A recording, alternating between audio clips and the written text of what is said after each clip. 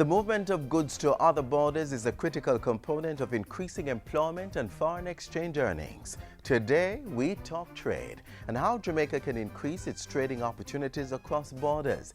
To delve into that issue, we have the Director General of the World Trade Organization, Roberto Azevedo, inside Issues and Answers. Then later, how Jamaica is getting prepared to meet the demands of increased global trade. I'm Adrian Atkinson. Welcome to another edition of Jamaica Magazine. This is the Aedes aegypti mosquito that spreads the Zika, chikungunya, and dengue viruses. Search for its breeding sites and destroy them. A message from the Ministry of Health.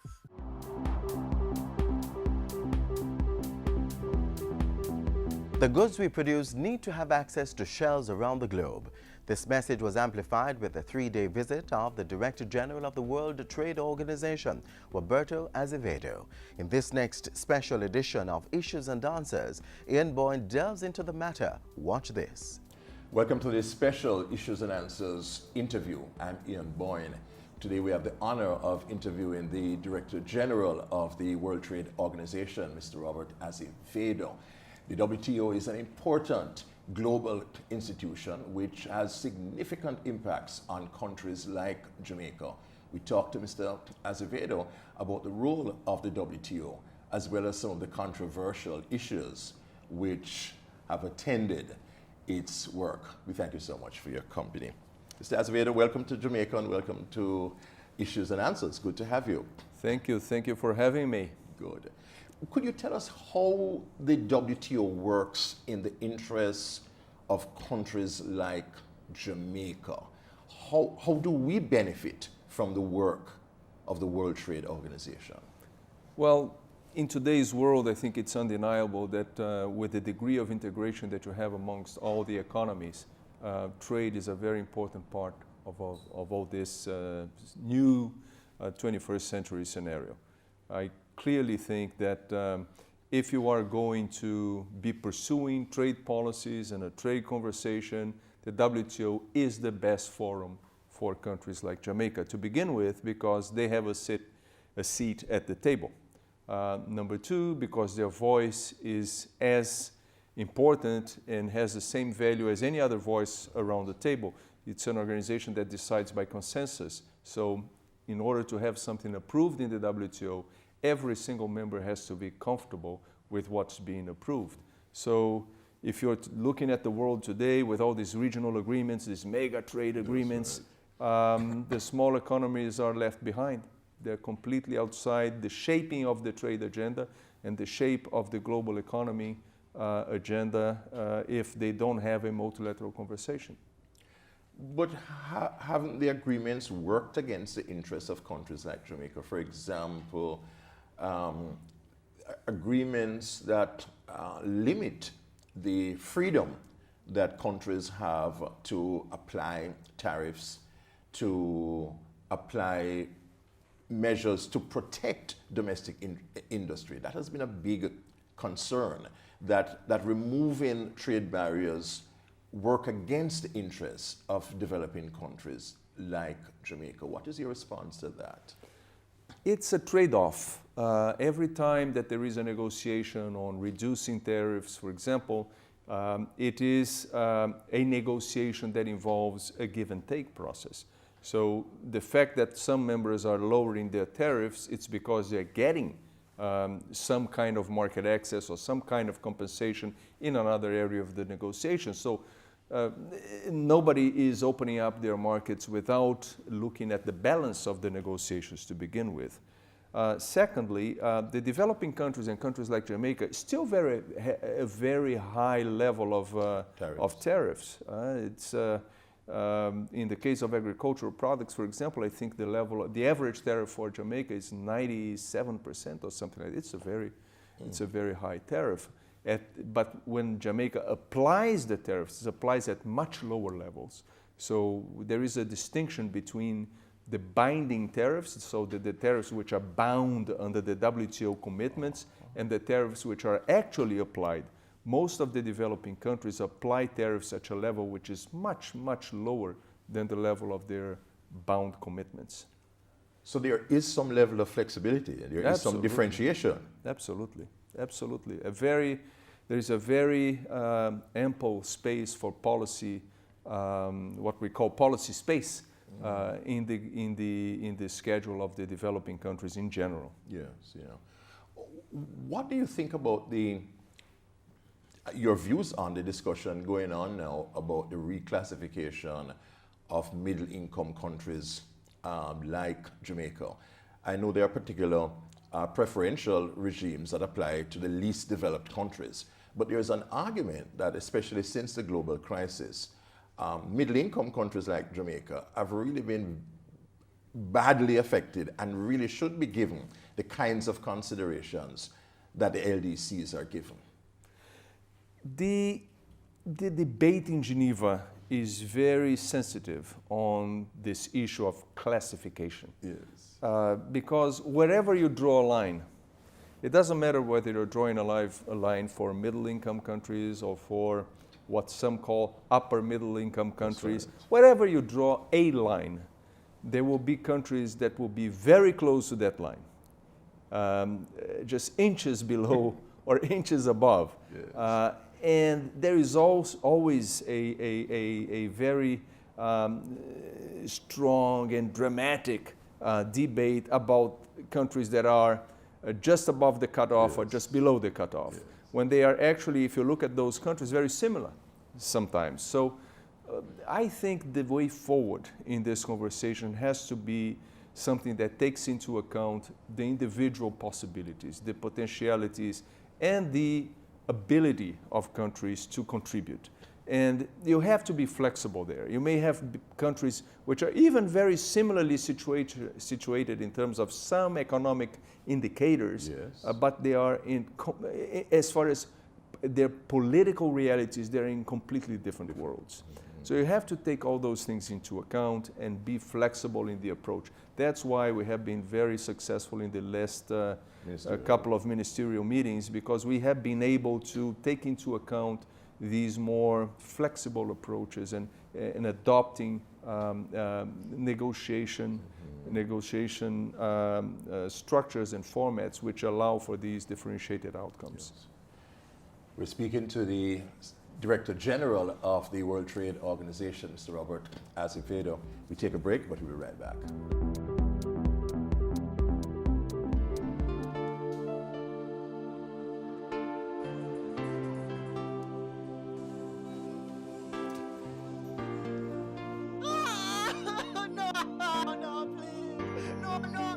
Stop! Don't turn a blind eye to child abuse, child neglect, and child labor. If you know or even suspect child abuse, call the Children's Registry. Together, we can make a difference.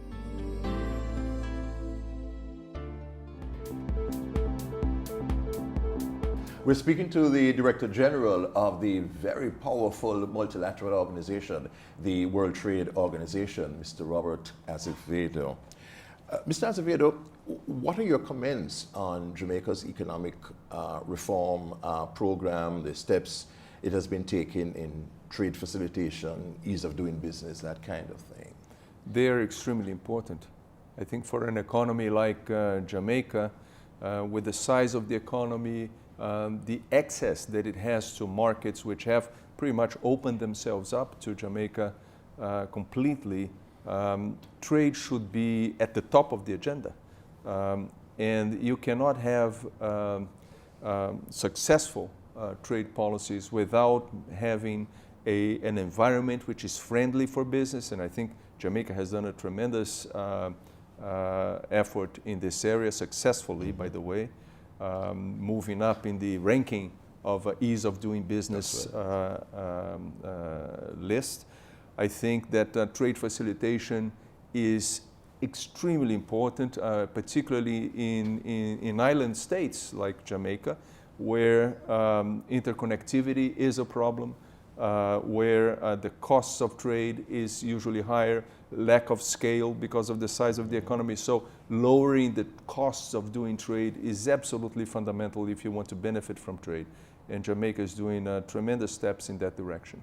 And you think that generally the country ought to continue on this path, that this is the only viable path? Absolutely. And you see examples all over the world, particularly small economies. It is very difficult to see an economy with a small scale market justifying investments, justifying production in the higher end of the global value chains. For that to happen, you have to be fully integrated into the global markets. If you're not, you're going to be left behind. And it's not about the size of the economy. It's about the platform that that country offers for investors and for companies who want to do business, not only for the domestic market. You're talking about in the Caribbean, here in Jamaica, globally speaking, very small markets, but that can be very well connected in the global trade flows. But there have been leading scholars in economics, Hajung Chang, Danny Roderick, who have pointed out that developing countries like Jamaica have not benefited from liberalization, Mr. Azevedo, that this whole scale liberalization has not resulted in the kind of economic growth that we should have. And that in fact the period after World War II, when Latin America was most protectionist, it grew faster than the liberalization era. What's your response? But models exhaust themselves. And I read some of those books and studies myself, and they're comparing apples to oranges. These are completely different moments in history.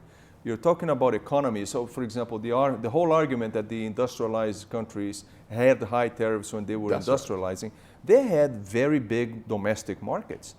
So those countries had a basis to produce to in a very large consumer market. And the conditions for integration at that point in time, transportation was high, the timing for doing business was completely different. Those markets were mostly independent from each other. Today you have a world economy where the cost of doing business has lowered dramatically since the event of the container, the standardization, communications, the integration and the ability to buy and sell. It's completely different. You're talking about a completely different set of rules of engagement. Now, if you look at today's world, that old model doesn't work any longer. Today, it's about competitiveness. Today, it's about how well can you compete in the global markets? How can you make sure that somebody who is doing business in your country can tap not only your market, but also the markets that are close by, the markets that they can be accessed from this platform. If you miss that point, you miss the whole picture. Now, that's not something that the private sector can do alone. That's not something that the government can do alone. This is something that has to have a coherent strategy that looks at all the elements of the productive chain, and that has to do with not only the regulatory environment, but also the supply side constraints that have to be addressed in each country. There is no single recipe, something that works for everyone. Each country will have to find the right ingredients for a recipe that will make a successful trade environment. Yeah. But it is said, Mr. Azevedo, that the power of the WTO rules make it difficult for developing countries to find that space. On the contrary, it makes it much easier. Because, absolutely. Can you imagine a world where the developed countries, the big economic powerhouses, could have complete discretion about where they buy from, how they buy from, who they buy from, and the rules that they apply for each country? It would be a no man's land. It would be the rule of the jungle, and the powerful would rule. Now, in the situation that we have today, no country, doesn't matter how big or small, can discriminate. It's a rules-based system. So the rules are there, they are predictable, they're stable, and they are enforceable. That's what differentiates the WTO from every other organization in the world. Very important. We have a dispute settlement system where we ensure that the might and the power of a country does not prevail over the rules. Yes. Your comments on the recent successes of the 10th ministerial meeting in Nairobi. They were historic. It was hard. It was very, very hard because we did not make much progress in Geneva. So by the time that we got to Nairobi, we had 15 issues, which were still open-ended. Yes. So it was a mess in terms of process, in terms of even concepts. So we had to resort to ministers to help facilitate issues. Minister Nicholson of Jamaica helped us in the rules negotiations. Yes. Yeah, he was the facilitator there. And like him, we had others who were helping in different parts of the negotiations.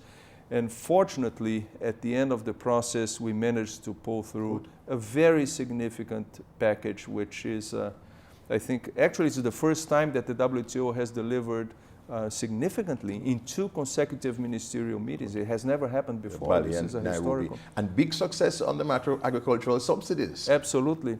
This is something that we had been fighting to get for long God time. knows how long. Absolutely. When I joined the diplomatic career, there was already a fight. Absolutely. And now we finally got That's a rid of major the export breakthrough. subsidies. It is. And I'm very happy that we are managing to keep, to the extent that we can, the agenda of the developing countries at the center of the negotiations. It's never going to be perfect.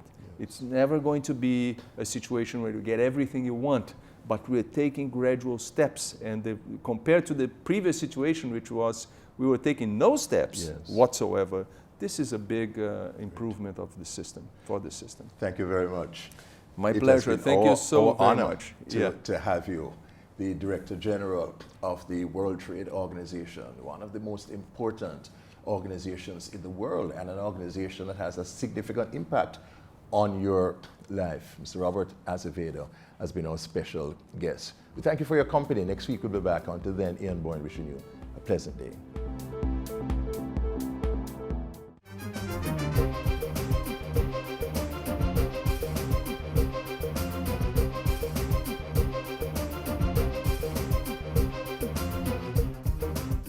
Up next, we continue the discussion on trade. Jamaica's ranking on the World Bank's Ease of Doing Business report jumped to 7 places last year. This is partly the result of achievements towards implementing a logistics-centered economy. Take a look.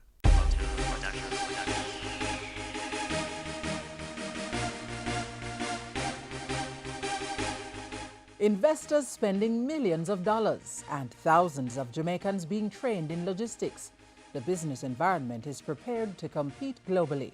By all accounts, Jamaica is well on her way to a logistics-centered economy.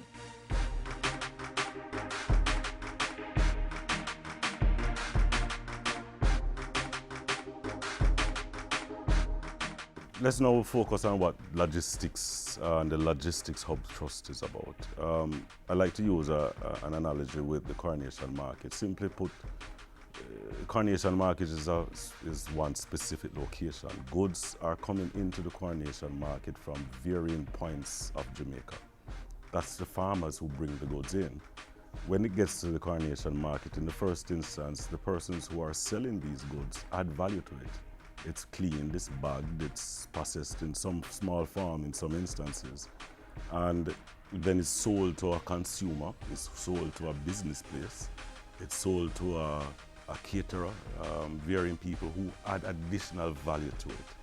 So then we take that concept and we put Jamaica in as the logistics hub. And for sure what we need to speak about is Jamaica becoming a logistics hub. That central point where suppliers, service providers, and global businesses can converge. While our laws and systems take shape, the world is noticing that our little island is the perfect destination for doing business. So much so that hundreds of Jamaicans have found jobs in sectors like business process outsourcing, in call centers like this one. But before these men and women could have been hired, a proper framework had to be laid, including training and legislative reform. There have been new developments in the area of education and training. Jamaicans in rural and urban parishes have been armed with a multiplicity of skills. From information on what is logistics to understanding what a container is and how many loads a shipment may contain, to training at the secondary to tertiary level in logistics and supply chain management. Why don't we reorganize ourselves like the airline? Training began with a course called Logistics 101. It's now been expanded to Logistics 102. The 102 is an advanced course which again will make free of cost to the public. And this is now a 2-day training program, which we are now going to a specialized module where we're doing logistics and supply chain operations. We'll start by looking at the changes in the whole logistics industry, the impact of globalization, how branding affect, everything, the economic zones, and we're going to take this, as a slice where we get deeper and give people certain tools to be able to analyze the global industry. And this is a must-do. Business people have also been given technical and financial support to strengthen their institutional capacity. The Jamaica Business Development Corporation, the JBDC, has played a key role with its island-wide mobile business clinics. Hundreds of small business operators are now equipped with the proper knowledge to advance their companies and improve job creation. We have adjusted our business model to address those issues. For instance, we know that the whole business of global standards is critical because we're not operating within your parish, you're operating within the global market space. So they must be familiar and understand that global standards must apply to the services and products that they will be offering to the market. Legislative reform is another critical strategy to position Jamaica as the fourth major node in the global logistics chain. Industry, Investment and Commerce Minister Anthony Hilton has spearheaded legislative reform and has implemented policies to ensure businesses can become more globally competitive. One new piece of legislation is the Insolvency Act, which consolidates the laws relating to bankruptcy, insolvency, receiverships, provisional supervision, and winding up. The Ministry of Investment and Commerce has been doing a lot of work where MSMEs are concerned. So the Ministry of Industry and Commerce went ahead, they did an MSME policy, which really laid the fundamental groundwork for MSMEs to establish and have sustainable businesses in Jamaica. They have been a part of training programs in conjunction with the Development Bank of Jamaica provides grant funding for MSMEs to really improve the governance structures of their businesses. Legislative reforms have revolutionized the local business environment, putting Jamaica at the top of several reports, such as the World Bank's Doing Business Report, the World Economic Forum's Global Competitiveness Report, Forbes' Best Countries for Business list, and the World Bank's Logistics Performance Index. The business environment, the businesses that interact with the tax office, businesses that interact with the various government agencies, now will tell you, they will testify that the business environment as compared to probably a couple of years ago has greatly improved. A lot of stuff that they used to take months or a long time to get done is now happening at a very fast pace. Contractors are getting their plans approved even quicker. That means quite a few stuff has happened. The government, through the ministry, has also attracted investors to build businesses to employ more Jamaicans, so much so that the country is being referred to as the sweet spot for investors. Following the Jamaica Investment Forum in 2012, the Sutherland Global Solutions Business Process Outsourcing Center was opened. Then in 2015, the ministry once again, through its agency, the Jamaica Promotions Corporation, hosted Jamaica's premier business event, welcoming more than 184 investors for 3 days in Montego Bay under the theme, Let's Do Business. More than $1 billion worth of projects were on show for investors who were notably impressed. Going forward, the country is ready to take advantage of the opportunities that will emerge from the establishment of an international financial services center. The expansion of this very lucrative industry will result in economic growth for Jamaica and could provide employment for as many as 15,000 people. At the forum, a local IFC received positive feedback from local and international investors.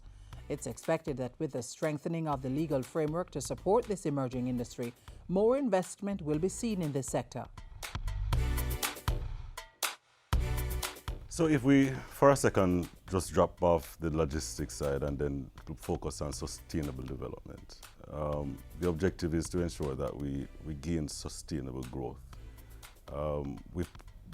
The focus of logistics is based on the trend and changes in the global market. One of the first thing, again, the ministry has been focused on is, for varying reasons, how do we improve our Free Zone Act? The Free Zone Act of the past was, well, where the WTO is concerned, had some subsidies and incentives in there that the World Trade Organization has said they no longer want in policies of that nature, such as 85% of what you manufactured there had to be exported, only 15%, etc., could go into the local economy. So we now look at the special economic zone regime to allow for backward linkages, allowing for the local economy to benefit significantly more, but also modernize it in such that it becomes more competitive to the rest of the world. This would move Jamaica from simply being a transshipment port to a hub where value can be added, where industries can be created and jobs multiplied. If you're that type of business who want to get involved in, for example, logistics businesses, you can get the necessary training. Training is available. Training provided by the Caribbean Maritime Institute. I know Fritz Pinnock, leading the Caribbean Maritime Institute, has gone ahead and prepared several programs preemptively to take advantage of the opportunities that are going to be presented. The Heart NTA is doing some amount of training, and you would have heard about Logistics 101 and 102, which has a free component in it that really provides training and really providing information for businesses to take advantage of the opportunities that are going to be presented in the future. Positioning Jamaica as the fourth major node on the global logistics chain is not an overnight job. It has taken years of planning and reform, training and commitment to a long-term vision. The Jamaica Logistics Hub Initiative is not a place, it's not a designated factory. It's a combination of activities and industries, all designed to ensure the country can offer the best services and goods to the world. Through institutional strengthening, capacity building, technical support, and legislative reform, investors are coming and businesses are being rolled out.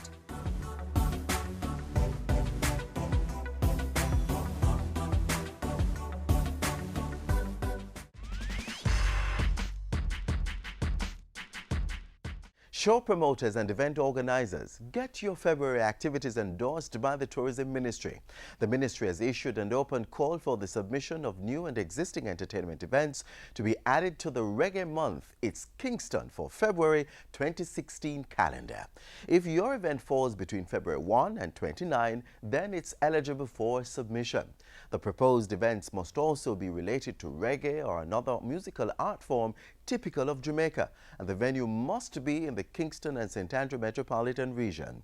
This year marks the 9th staging of Reggae Month, and it will be observed under the theme Reggae Mecca.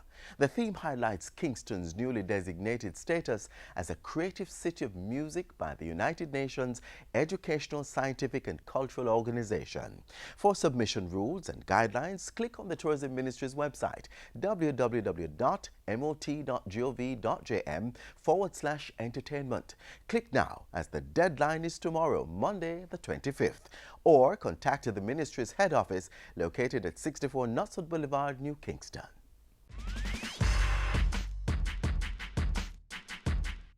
I leave you with this bit on being happy. Happiness is not a matter of intensity, but of balance, order, rhythm, and harmony. Words of author Thomas Merton. This is where the show ends for today. We hope you were encouraged to help to improve the country's trading opportunities. For more on the official visit of Roberto Azevedo, you may visit our website, jis.gov.jm. Follow us on other social pages, on Twitter at JIS News and on Facebook, or download our app from the Google Play Store. I'm Adrian Atkinson. Thank you for watching.